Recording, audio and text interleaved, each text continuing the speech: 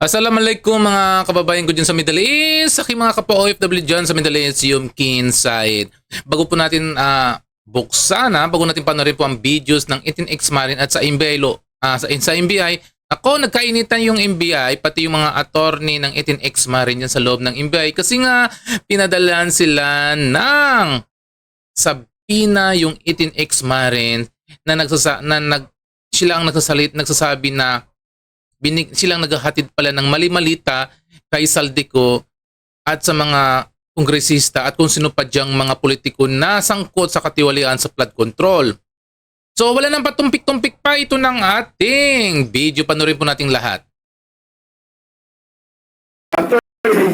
We are here lest anyone think that we have something to hide. That's why we are refusing. Let me give you the context. We are here out of respect to the National Bureau of Investigation as an institution. Thank you, sir. Nanggaling din po ako rito, the NBI is composed of men and women of high professionalism, integrity, and probity. However, due to political appointments at the very top, nawe-weaponize at nami-misemploy ang powers ng NBI, which is a highly revered institution. Ngayon po lang nalaman kay Attorney Baligod na meron na palang sabina o letter na inaanyayahan itong 18 na imbestigahan doon. This reinforces my belief na itong sabina na ito at yung sabina ron, dala-dalawa. Kayo, deputize sila, yung main source of the power. I intended to harass and intimidate not only the 18 but my client and the other persons involved here as well. The fact that you are even telling us that they are going to be interrogated one by one in a room is already abuse, because the limits of your power are only within the four corners of your deputization, as Attorney Levy correctly stated, ascertain the background. Now, if you want to ask my client here about his background, and I believe his background is fairly well known, you ask him now. We will not consent to any one-on-one. That those are tactics that everyone knows are intended to intimidate and scare witnesses. We will not consent to that, custodial interrogation or not, because if you want to question him one-on-one, that's already custodial interrogation in anything but name. Mga kababayan ko, ang ibig sabihin niya ni Attorney Topacio, hindi pwede magkaroon ng interrogation yung mga 18X Marine dyan sa loob ng NBI office kasi hindi yan ang tamang court para magkaroon ng interrogation. Yun ang sinasabi ni Attorney Topacio. Panyero, tinatakot nyo na kami. May question kayo, you're here.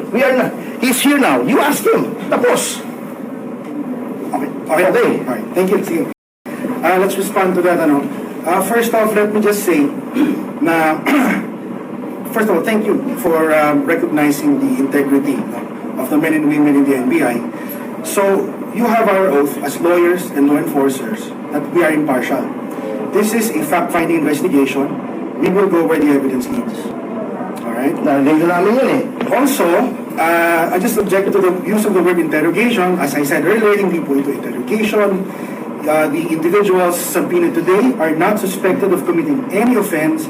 They are subpoenaed as witnesses. And so what we will do is an interview. Okay? Now, we are interviewing them individually for efficiency, to save time.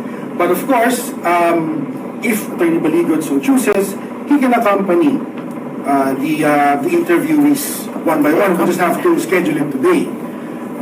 But let me just reiterate that, that we are impartial here. We're just following where the evidence will lead. Okay? So, about the deputization from the Ombudsman, siguro we would just disagree. Ang sinasabi ni rin ni Attorney Topacio, at ito rin ang salita ng mga taga-NBI, pero kung tutuusin lang talaga, kung gusto nila magpadala sila ng sabina sa mga 18X Marine.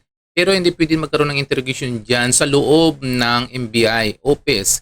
Kasi nga, hindi yan talaga para sa investigasyon o interrogation o mag-cross examination yung mga NBI sa mga 18X Marine. So ngayon yan sila nagkakagulo sa ganyang usapin kasi nga kung tutuusin talaga kung sino pa ang magbibigay ng mga nangyaring katiwalian dito sa Pilipinas, sila pa ang pinapatawag diyan sa NBI. So kung makikita natin para talagang nagkakaroon pa talaga ng connected sa mga taong matataas sa gobyerno. With your assertion na it's limited to simply the identity of the subpoenaed individuals. Hindi po, no? So the background investigation and verification includes the contents of the judicial affidavit, no, and other matters. So the NBI has plenary powers to investigate. We've been deputized by the Ombudsman to investigate, and we will do just that. But if you're telling us that you're objecting to answering questions that pertain to the contents of the judicial affidavit, no, and other matters, then that's noted po. No? But if it's still okay with you, we'll still proceed with the interview. And then if there are any questions given during the individual interviews that you object to, then you can say so.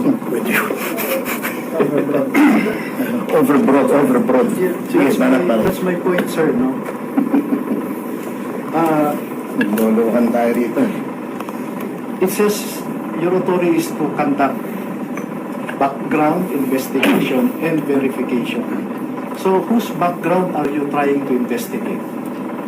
Isn't it that the affiant's background is the subject of the subpoena? Because you cannot conduct a background investigation on the facts alleged in the affidavit.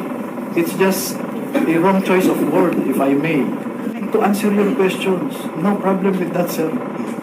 But as I said,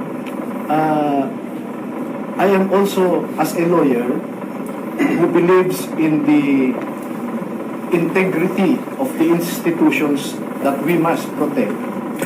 What happens now if you will have your own factual report and Ombudsman will also have its factual report? Mga kababayan ko, ito si Attorney Baligo. Siya po yung attorney ng 18X Marine.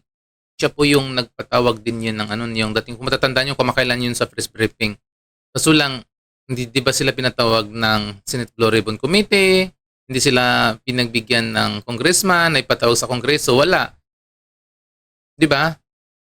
Kaya hanggang ngayon, nagiging usap-usapin pa rin yung mali-malitan na katiwalian sa gobyerno. Pero siya talaga ang matapang na tumindig sa 18X Marine. We will submit our factual report to the Ombudsman. Exactly, sir. So why this duplicity in the exercise when Ombudsman itself also will conduct its own factual investigation? Sir, you're questioning the wisdom of the Ombudsman there.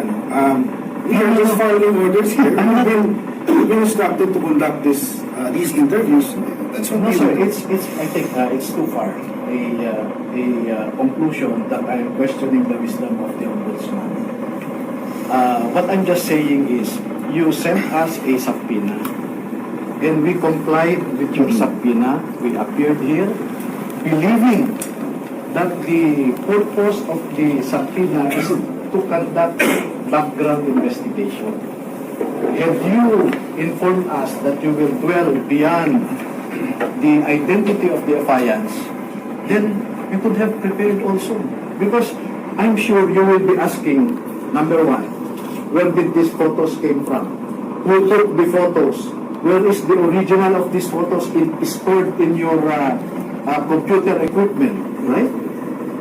Those will be your logical questions. Number two, who recruited you to execute your affidavit? Do you want to answer that now? Okay? Yeah, we are ready. No? Number three, you would want to say, is there anybody, were you paid to execute this affidavit? Those will be your questions, eh? Diba? Who is now providing for your food, for your security, etc. Since when were you employed with Zandico? Who is this general belonging to Class 75 that Director had been saying recruited you? We are ready to answer all of those With So, due sir, respect. what do you suggest so we can proceed to that point? Good questions. Maybe you can answer now. Yes, I can. If you want. But what do you suggest, ma'am? As I What do you said, suggest, sir? As I said, So at least we can come to an agreement. yes, you send us another subpoena so that, you know, you will be asking where is the original of this picture.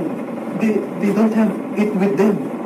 So ayan mga kababayan ko, talagang nagkainitan talaga sa loob ng opisina dahil sa nangyayari po sa 18X Marit kung bakit pinadalan sila ng subpoena agad-agad, di ba, ng NBI na wala naman silang factual na evidence na nagsasaad na mga na walang mga mali-mali ang mga affidavit ng 18X Marit. Yung parang ganun gusto nilang palabasin eh. Pero sa totoo lang, siyempre nakipagtindig yung dalawang attorney Topacio pati sa attorney Balikod na lahat naman yung naka-attach sa affidavit ng kanilang mga sinumpaang salaysay ng 18X Marin. So sa mga kapwa ko dyan, if W, sa mga hindi pa niya nakasubscribe, please subscribe my channel at sa ngayon, masalam.